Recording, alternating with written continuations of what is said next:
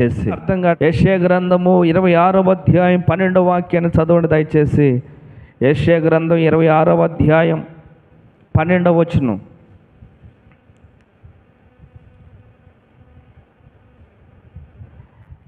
యెషయా గ్రంథము 26వ అధ్యాయం 12వ వచనం. యెషయా గ్రంథం 26:12. యెహోవా నీవు మాకు సమాధానము స్థిరపరచుదువు, నిజముగా నీవు మా పక్షము నుండి మా పనులన్నిటినీ సఫలపరచుదువు. దేవునికి మహిమ కలుగునుగాక. హల్లెలూయా. ఈ మాట అందరం చూద్దాం దయచేసి. మన పనులన్నీ సఫలపరచబడాలి. ఆమేన్. గట్టిగా చెప్పాలి. మన పనులన్నీ కూడా సఫలపరచబడునుగాక. దేవుడే మన పనులన్నీ సఫలపరచునుగాక. ఈ మాట యెహోవా నీవు మాకు సమాధానము స్థిరపరచుదువు. మెయిన్ ఆ పదంలో చూడండి, నీవు మాకు సమాధానమును స్థిరపరచుదువు. నీ పనులన్నీ కూడా సఫలము అవ్వాలి అంటే దయచేసి వినండి, సమాధానము కనెక్ట్ అనేది ఇద్దరి మధ్య జరిగి ఉండాలి. కమ్యూనికేషన్ అనేది జరిగి ఉండాలి. సమాధానము నీకు నాకు మధ్యలో ఉండకపోతే కనుక, ఫర్ ఎగ్జాంపుల్ నిజంగా నాతో మీకు సమాధానం లేకపోతే నేను చెప్పే వాక్యం మీరు వినరు అంటారు, అవునా కాదా? ఏమండి, నాతో మీకు సమాధానం లేకపోతే నేను చెప్పే వాక్యం వింటారు మీరు?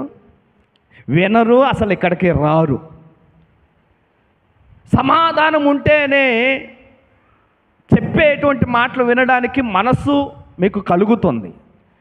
అదేవిధంగా ఇతరులు నీ మాట వినాలి అంటే వారి ఇద్దరి మధ్య మీకు సమాధానం ఉండాలి, కమ్యూనికేషన్ ఉండాలి, పలుక్కునేటువంటి ఆ యొక్క సంబంధం అనేది ఉండాలి. ఆ సంబంధం లేకపోతే నీ మాట ఎవరు వినరు. నువ్వు చెప్పినా కూడా ఆ మాటను పెడచెవిని పెడతా ఉంటారు.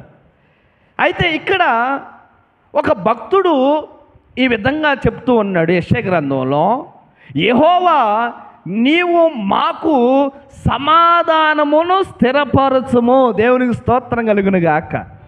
యెహోవా మాకు సమాధానం స్థిరపరచుము. ఈ మాట చెప్పకుండా మా పనులన్నీ కూడా సఫలపరుచాయని చెప్పొచ్చు కదా. సమాధానం దగ్గరికి ఎందుకు వచ్చాడు ఆయన అంటే, పనులన్నిటినీ సఫలపరచాలంటే, నెరవేర్చాలంటే ముందుగా ఆ పనులను సఫలపరిచే దేవునికి మనము సమాధానముతో నింపబడాలి. దేవునికి స్తోత్రం కలుగునుగాక. హల్లెలూయా. అందుకే భక్తుడు అంటున్నాడు, అయ్యా నీవు మా మధ్యలో మాకు సమాధానమును స్థిరపరచు, సమాధానమును స్థిరపరచు అని భక్తుడు ఇక్కడ ప్రార్థన చేస్తున్నాడు. నిజముగా నీవు మా పక్షము నుండి మా పనులన్నిటినీ సఫలపరచుదువు. ప్రభునందు ప్రియమైన దేవుని బిడ్డలారా, దేవుని సమాధానం మనకు కావాలి. ఒక సమాధానము మనకు అనుగ్రహించబడింది. పాపము నుండి, శాపము నుండి మన యేసు ప్రభువారు తన రక్తము ద్వారా ఆదాము అవ్వల నుండి వచ్చినటువంటి ఆ పాప నియమము నుండి తన పవిత్రమైనటువంటి రక్తాన్ని చిందించి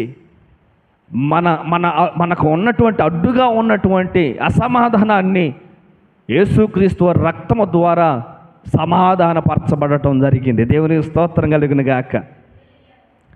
ఇప్పుడు సమాధానము, తండ్రికి మనకు సమాధానము కోల్పోతే ఇప్పుడు యేసుక్రీస్తు వారు మధ్యవర్తిగా వచ్చి మనకి సమాధానం ఇచ్చాడు దేవుడు.